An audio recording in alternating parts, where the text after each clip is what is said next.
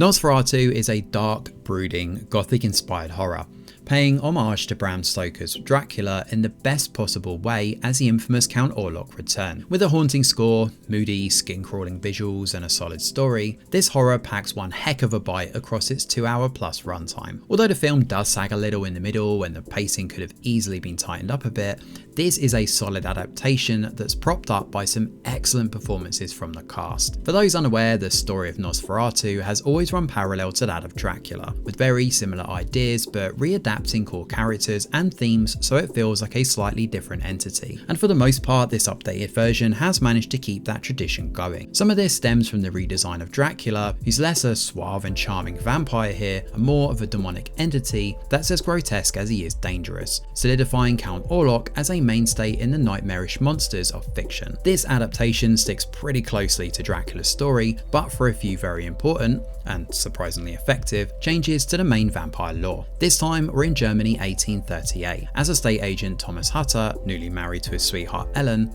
travels to Transylvania for a fateful meeting with Count Orlok. He's a prospective client and looking to move, but unfortunately our sinister Count has other plans.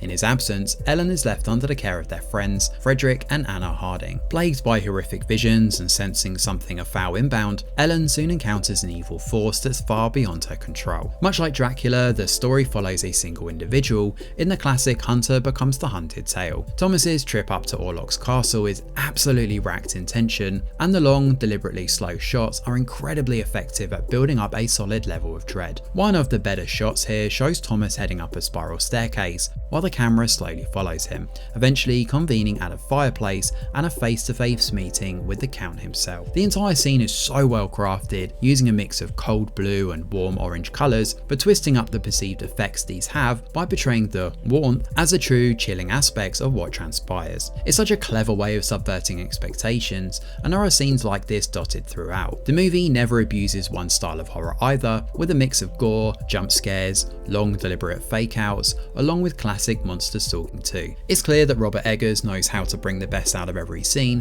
which is hardly surprising since he's also been the director for The Witch, The Northman and The Lighthouse to name a few, with each strikingly atmospheric and moody. Nosferatu is no exception. Of course, all of this would be for nothing if the performances weren't on point, and thankfully this one is outstanding across the board. Every single actor brings their A game here, including Bill Skarsgård, who seems to be typecast in all the scary horrific monsters with lots of makeup roles. However, he's incredibly effective in this role as the booming and intimidating Count Orlok. However, the real standout here though is Lily Rose Depp.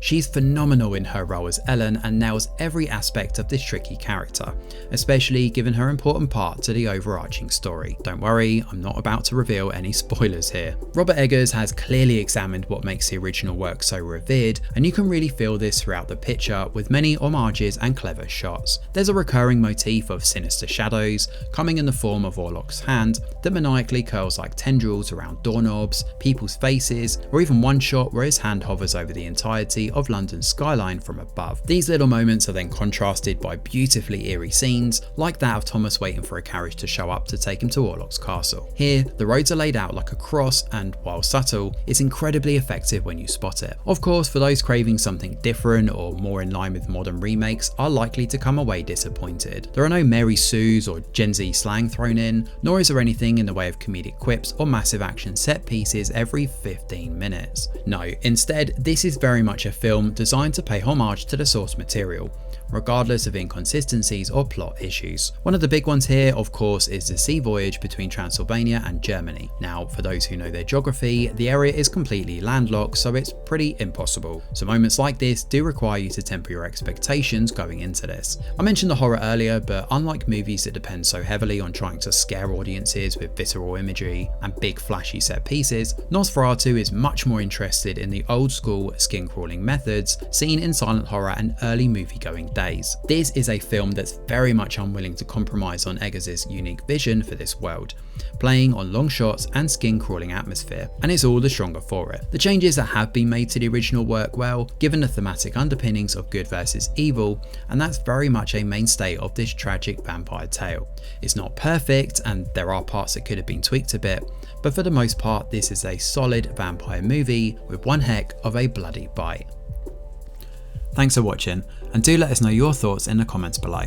Smash a like or subscribe to the channel, your support is very much appreciated. I'm Greg Wheeler, and from all of us over here at The Review Geek, we'll see you on the next video.